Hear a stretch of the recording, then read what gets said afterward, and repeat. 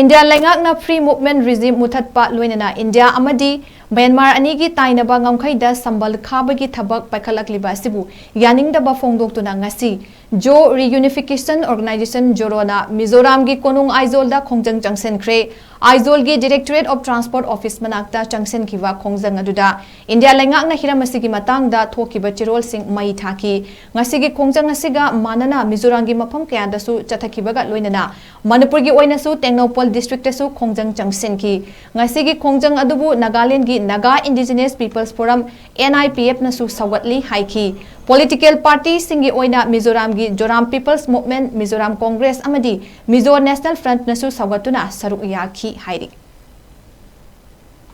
This protest program was as per the decision of the Zou Reunification Organization Executive Committee. Today our program was also attended by political parties of Mizoram, and they have delivered speeches against FMR and border fencing. And also it was organized, the same program was also organized there in Manipur, say Tengnopal district and Chandel district. And we are very happy that we are getting a supporting statement from our brothers from Nagaland Indigenous Peoples Forum.